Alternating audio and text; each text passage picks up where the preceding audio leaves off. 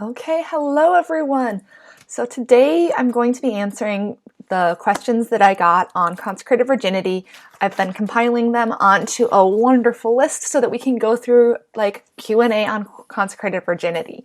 So that's the goal today. And as always, live streams are brought to you by my wonderful patrons, Catherine, Eric, and Dan. If you want to find out how to join Patreon and help support me to make these live streams, because I have to say the live streams probably wouldn't happen without patrons, so you can take a look down in the description for that link. And also, before I start answering all of these questions, I have linked my Consecrated Virginity playlist in the description and in the cards up there, so I would recommend taking a look at that if you haven't and you have more questions yet. Hello everybody, hi Double Eagle, and I don't even know how to say your username, Hugga something. So, hi, I'm sorry, I'm very bad with pronouncing things I don't know. Okay, one of the first questions that came up quite a bit was, why not be a nun? Why did you decide not to be a nun? And you really have to go look at my consecrated virginity vocation story, because I was in a convent for a few months after high school, and I really loved it. But the Lord made it quite clear to me that He had other plans, so I did not stay with the sisters. I could have been very happy to stay with the sisters, but it was not God's plan for me. So that's what happened with this, why I'm not a nun. The Lord had other plans, and His plans are perfect, all in His time. So I try not to worry about what I could have done, because the Lord takes care of us all. Okay, I have to resize my screen so I can see everything. Okay. Another question that I got quite a bit was, do you take the vows of poverty, chastity, and obedience? How do you live them? What are they? No, as a consecrated virgin, you do not take the vows of poverty, chastity, and obedience. You don't vow to live out the evangelical counsels. There's actually no vows in the rite of consecration of virgins living in the world. We make a promise to follow Christ and a promise to live perfect chastity, but we don't take any vows per se, which is different from other forms of consecrated life, such as religious life. They take vows of poverty, chastity, and obedience. As a consecrated virgin, we don't take those vows. We promise to live a life of perfect chastity and to follow the Lamb wherever He goes. So it's a little bit different in that. Yeah, it's just different that way. So there's no real vows, but yes, we do live out the evangelical counsels because we're consecrated persons. I just haven't vowed to those counsels. So for chastity, obviously that's the easy one. Consecrated virginity is about perfect chastity. So I live a life of perfect chastity, or I'm supposed to. So that's the main thing there is like, yeah, we're consecrated virgins. We're married to Christ. We're espoused to Him whom angels serve. It's just pretty wonderful. That's the easy one for us. Then there's obedience. The consecrated virgin is obedient to her bishop. Her bishop is the one who's kind of like above her in consecrated life. And usually the bishops don't have like too many like rules they want us to follow. It's more like, yeah, I'll meet you once a week. No, not once a week. Once a year they're required to meet with us. Other than that, some of us see our bishops more frequently. Some see them less frequently. Sometimes bishops will give us things they would like us to do or reminders to pray for certain things. And yeah, the bishops are superior in that way, and it's to him that obedience is due. And then poverty, that one's a little trickier because consecrated virgins live in the world.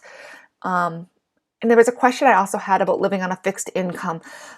I don't really live on a fixed income. I live on my income. The diocese is in no way responsible for a consecrated virgin. In order to be consecrated, you have to be able to support yourself with your own income. And so I'm responsible for my own income and budgeting my income so that I can live. So that makes it a little bit different. And so yes, we're not supposed to like live opulent lives, but we do have an income and we do need to support ourselves. So poverty is a little bit trickier. Sometimes it's like, yes, I have income, I have a credit card because I need to pay my bills, and I live in an apartment because I need somewhere to live, but I don't like live opulent life. Yeah. So it's a little bit different than traditional religious life that people think of when they think of religious life and consecrated life. They think of you give away everything and you have nothing. that's not exactly possible for consecrated virginity because we live in the world. And in order to live in the world, we need to interact with the world. Okay. Hello, Jasmine. I needed coffee this morning where I am. It's only 9:30 in the morning, so coffee is a necessity. So, okay, let's see what else I've got. I had another question about going with the vows ones. I had, can divorced women take the vows of chastity and obedience to grow closer to Jesus and being faithful to him? Yes and no. They cannot under consecrated virginity. Consecrated virginity is for virgins only to consecrate themselves completely to Christ. There, you can take private vows of chastity and obedience. Anybody can take private vows of poverty, chastity, and obedience. You really should talk to a spiritual director first because you don't want to be bound to a vow that you're not able to live out. So talk to your priest. He can help you out there and take care of all of that stuff, because yes, you can take private vows, and sometimes it's okay to take private vows. So yes, take private vows, but just talk to your spiritual director, talk to your priest, because once you take a private vow, the only people who can dispense you from that private vow are your parish priest, the bishop of your diocese, and like the Pope. But you really don't want to go right to the Pope and be like, hey, dispense me from my private vow, because he'll send you back to your pastor. So, okay. Meraki, were you the first consecrated virgin in your... Yes, I was the first consecrated virgin in my hometown and in my diocese where I was living. How many are in my new diocese? I'm not entirely sure. I think there's one more, but I can't verify that. I've only been here a couple months, so I'm still learning the ropes, and I'm on like the far edge of the diocese, so I don't interact too much with people in the diocese right now. And I did have a question though that was about how it was like to be the first virgin in my diocese. I actually made a whole video about it. It's in my Consecrated Virginity playlist, so linked in the description and up in the card is that playlist to take a look at. It's different sometimes to be the first one. Like, I know going through when we were preparing for the rite, my spiritual director, my parish priest, and I, we were the ones who knew the most about the rite in the diocese, and all that we knew about the rite came from reading the rite. So it was very interesting to try to plan it and be like, we don't really know what we're doing. So it was fun, and the ceremony turned out beautiful. So it was all worked out, but it was kind of interesting when we were going through the planning stages for that, being like, we don't know what we're supposed to do. Let's do our best, because we'd never been to a consecration before mine. Okay, let's see what else I've got. Okay, I got another question that said, are you part of a community like lay people that live a monastic life? No. There is the community Regnum Christi, I believe, has consecrated women in it. They're not consecrated virgins per se. They don't go through the consecrated virginity rite in the Roman Pontifical. So it's possible to be part of a lay community like that. Not really for consecrated virginity, though. Our vocation is to live in the world, but not of the world. And in canon law, it says we can be associated to help us grow this, so to grow in our vocation. So that's really, no, I'm not. I don't intend to be. I'm a consecrated virgin. That's my life. So it's a little bit different. Okay. So I had another question about how do consecrated virgins live out the evangelical counsels. I kind of talked about that one when I talked about we don't take vows.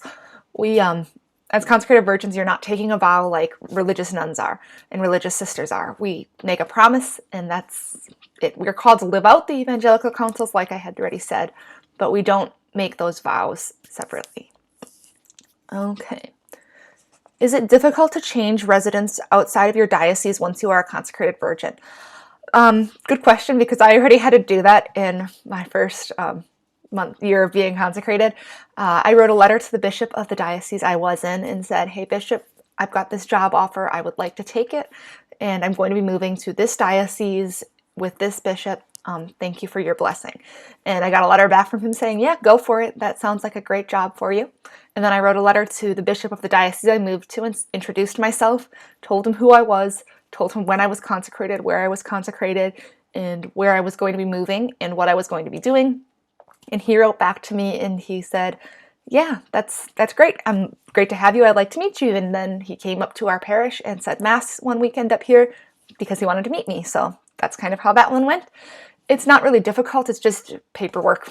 because technically the bishop is the superior in the vocation. He's the spiritual father. So in order to move, you need to write to the bishop of your current diocese and the one you're moving to and get approval.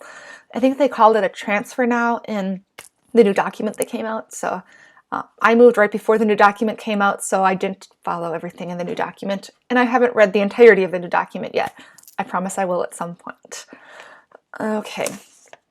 I'll get to some of your questions in the chat box. Just keep putting them in. I'm seeing some coming up. I want to get through the ones on my papers first, so that way I don't forget anybody. And then I'll come through and answer some of them, because I see some good ones coming in. Okay. So I had a question on here. How did you deal with family opposition to the discernment process and eventual consecration decision? It was a little easier in my case because I had been in a convent, and my parents and my immediate family, they'd all got used to that idea a little bit because I entered the convent right after high school. They knew that the Lord was calling me for something and that I was trying to follow His will. It got a little iffy with some of my extended family who don't understand it. Some of them still don't, and it was really kind of hard around my consecration date when some of them didn't understand.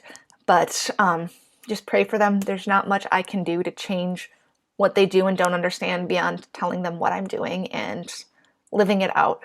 So it's hard sometimes. I'm very, very thankful my immediate family supported me. My sister was all just like, "Are you sure? I'm never gonna have nieces and nephews." And I'm like, "You'll have to marry someone who has a brother or sister. Like, you'll be fine." But yeah, it got interesting sometimes with some extended family. But I've been very, very grateful with the support that I have from my family. My parents have been absolutely wonderful, so that's really great. Okay. Okay, one question I had came through on Instagram. I know this one because it said, how often do people ask if you're married and what are their responses? Which kind of goes with a question I see that Meraki asked. Say, when you meet a new person, how do you reply if they ask if you're married? Do Catholics versus non-Catholics react differently? So yes, people will be like, "Hey, are you married?" Because I wear a ring. I have my wedding ring. And I'm like, "Yes, I'm married. I'm married to Jesus Christ. I'm a consecrated virgin." And usually I get looks of, "Oh, what's that?" Or, "Okay," and then they walk away. Usually people don't want to engage with that because they don't even know what that means. The reactions are just interesting. And when there are people who I know are Catholic who are asking, they're a little bit more like, "What? Are you like a nun?" And I'm like, "Nope, I'm a consecrated virgin." It's different. And I try to explain a little bit, but they usually get a little lost because they're not, it's a different vocation that's not very well known, especially in the area where I'm living in the western part of the United States here, the northwestern part. And it's not very well known. Most people who are non-Catholic, non-Christian just kind of like ignore it. They're like, "Okay, you're strange." I've had one person say, "You do whatever you want to do." And I'm like, great attitude. But it's just different sometimes because people don't understand the vocation, and you can't really evangelize the vocation too much when you're just like meeting somebody like quickly. So it's an interesting situation sometimes. Their responses are usually more like, "Okay, whatever, you do you." And I'm like, "Okay." But it's tricky sometimes because, like I said, I can't give a full definition of my vocation to someone I'm just like meeting briefly. So it gets interesting sometimes. I had a question too that came through. Why didn't you want to marry a Catholic man who really believes in Jesus? If that's what Jesus wanted me to do, if I was called to marriage, I would, but I was not called to marriage, and so I did not marry a human person. I married Jesus Christ because that's what He called me to, and it's really a vocation. Jesus called, I responded, and that's the way it is. The same person that asked, "Do I have moments when I'm sad I can't have babies?" Kind of, but I mean, that's the vocation that the Lord chose for me and that I responded to. I knew that I would not be able to have children when I was discerning this vocation, and yeah, there are times when you're kind of sad that you'll never be raising a child, but it's okay because I see so many children in my daily life, and I'm able to be spiritual mother to so many different people that it's just amazing, that side of it. And yeah, sometimes it's sad to think about, I'm not going to have children, but that's okay. I've accepted that. I've discerned it. It's like it's like saying to a priest, are you sad you can't have children? And he's like, well, I had a lot of years to discern this. It's not like I didn't know that I wouldn't be having children when I was discerning this vocation. It's something that's part of the vocation. I knew it. I discerned it. I worked through it. I mean, it is what it is, and the Lord has called me to live consecrated virginity, and with His grace, I can do it. Okay, I had a question then that said, could an immigrant become a consecrated virgin in the U.S.? I don't see why not. The thing is, with consecrated virginity, the diocese isn't responsible for you, so you need to be able to work legally in the U.S. and have an income so that you can support yourself. So as long as you can support yourself, I don't see what the problem would be. It all depends on the bishop in the diocese, though, so you need to talk to your bishop and figure it out there. Okay, let's see what other ones I had in there. Okay, Jasmine had asked, what prayers do you say as a consecrated virgin? I actually made a whole video about that because my prayer life is as a consecrated virgin. Part of the rite of consecration is you're given the liturgy of the hours in total to pray for the salvation of the church and the whole world. And you pray especially for your bishop and your diocese and the priests in your diocese and your parish. So I pray the liturgy of the hours, morning prayer and evening prayer and night prayer are the three that I pray every day. When I can, I do office of readings and the daytime prayers. I also try to do my rosary every day and Divine Mercy Chaplet. Not all, I don't get them all the time, but I strive to, and then I attend daily Mass when I can because I love the Mass, and the Mass is beautiful, and why not attend daily Mass if I have the ability to? So yes, that's kind of my prayer life. It's interesting some days to be like, yeah, I gotta make sure I'm praying. So that's just my life right now. Let's see. Okay. What do you consider virginity should mean in comparison to current understanding? That just gets tricky because current understanding is so interesting in our modern world. It's kind of, at least in secular culture, it seems like people, if people know you're a virgin, they're like, oh, why? Like, what's wrong with you? Or like they assume that something's wrong with me. And I'm like, nope, nothing's wrong with me. It's just secular culture has such an interesting understanding of virginity and sexuality in general that it just gets interesting because virginity is really something that not everybody's called to. I mean, you have to be called to this life, and the Lord called me. Praise God for that because He's putting up with me. But it's just living life fully in the way that God has called you to, and not everyone's called that way. The secular world needs a lot of help to see that sexuality is not equivalent with having sex. Just saying. Okay, one question I didn't get this time when I was asking for questions. Sorry. One question I didn't get this time when I was asking for questions, but I have heard a lot before, is can men become consecrated virgins? And the answer is no. Men cannot become consecrated virgins. Women can't become priests and men can't become consecrated virgins. It's kind of like the dichotomy between the two. In the priesthood, men marry the church, the bride of Christ. In consecrated virginity, women marry Christ. And so that's just... yeah, that's the vocation. It's men can't become consecrated virgins. Sorry, there's lots of other vocations for men. And just as women cannot become priests, men cannot become consecrated virgins because men can't image the bride of Christ and men can't marry Christ. It just doesn't work. So just as women can't marry the church in the place of Christ, yeah, it just doesn't work. So no, men cannot be consecrated virgins. And the other question that comes up sometimes that is just always an interesting one, people will be like, can you adopt children? Yeah, no, not really. I mean, there's circumstances where, like, if my sister were to have children and something were to happen to my sister and her family and the children needed a place to stay, I would ask my bishop if I could raise these children. But it causes confusion when a consecrated virgin is saying she's a consecrated virgin, but is seen with children that she's raising who refer to her as mom.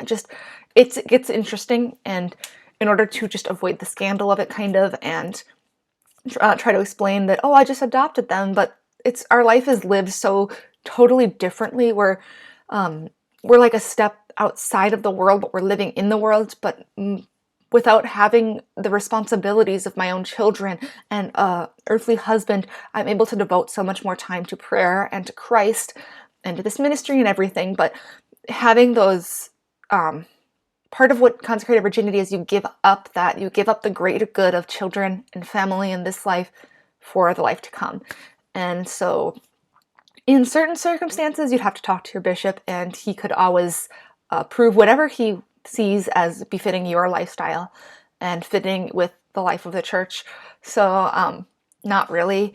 I don't intend to ever adopt children. I pray and hope that my sister never has that need for me to take care of her children if she's unable to. But if a need be, I do whatever the bishop says is applicable for my situation. So yeah, it's very tricky, but no, I'm not just going to go adopt children or foster children. That just isn't part of my vocation, what I've been called to do in this world. Okay, I see another one from Jasmine coming in here. Can a consecrated virgin later decide to become a nun since they take similar vows? Okay, consecrated virginity is not taking vows, just making that very clear here. In consecrated virginity, I do not take any vows. I make a promise to live as best as I can a life of perfect chastity, following the Lamb, Christ, wherever he goes. So it's possible for women who are consecrated virgins to later enter religious life. However, that's not ideal. Part of the discernment process for consecrated virginity is you make sure that the Lord is not calling you to religious life. If you're being called to live religious life in a religious community, that's a different vocation than consecrated virginity. Consecrated virginity is the vocation to live in the world and to be a witness within the world, living more of a secular life than those in religious communities would. So it's possible, and there is a possibility for, I believe, some orders of nuns still use a different sort of a rite, because the rite that I was consecrated under was consecrated virgins living in the world. There's also a rite for consecrated virgins living in religious communities. There's an adaptation of the rite. I don't know very much about it, but I do know that I believe some Carmelite convents might still have this, where if they're women who are entering final vows are also virgins, they can receive this consecration in a way, a similar form of the consecration. I'm not really quite sure how that works, but I know that there's something with that. But I'm a consecrated virgin living in the world. The rite I was consecrated under was the rite of consecration of virgins living in the world. So I'm going to live in the world. Okay, Meraki, because you didn't take vows, if you were to give up your consecration, it would be apostasy. Consecrated virginity is the one vocation in the church that you really can't get out of. You really need to discern that this is where God is calling you, because marriages can be annulled. And I believe I heard something about it in the New Vatican document, that there's a kind of similar process for annulments with consecrated virginity now. But consecrated virgins, once consecrated, always consecrated. You can't be unconsecrated, because consecration is calling down the blessing of the Holy Spirit and God. So it's just really gets interesting, because there's not, I didn't take vows, but I've been consecrated and set aside by God, and you can't really undo consecration and setting aside. So yeah, you really can't get out of consecrated virginity. There's like I don't know, it gets complicated when you get into that, and part of what the bishop's responsibility is to make sure that the woman who is being consecrated can live out this vocation the rest of her life, because the vocation is meant to live it out forever. It's not just a temporary vocation. It gets interesting, and I'm sorry if I'm not answering it very well. But yes. Okay, Faith. Oh yes, Faith, I'll be praying for you. Have a wonderful rest of the day. Yeah, so those are like the main questions I get a lot about consecrated virginity, and ones that when I asked for questions, I got those. But yeah, it's just, consecrated virginity is such a different vocation for so many people that it's hard for a lot of people to understand, because I don't look that different when you see me. I dress different than the majority of people where I live, because they're not always dressed very modestly, but that's what it is. And there's no real uniform for consecrated virginity. The bishop of the diocese could decide that there should be some sort of a uniform, but I don't know of very many places where that has actually happened. So yeah, that's what I've got for you all today. Unless some more questions come in, I can hang around for a little bit if there's more. I just figured I'd pop on for about a half hour and answer some questions because you always have such great questions. Oh, and as a reminder, or to let you all know, next weekend is a holiday weekend here in the United States, and I will not be doing a live stream. I did get my Catholic T-shirt club box. I haven't opened it yet. I figured I'd record opening it and post that next weekend because I'm going to be spending time with my family because I love them a lot. So they're coming down, so I'm going to play with, or not play with them, like just, go out and see the world with them for a weekend. Have fun. Okay. I'm not seeing any more questions coming in, so I think I'm going to end this video then. Thank you so much for joining me. I hope you all have a really wonderful weekend. God bless.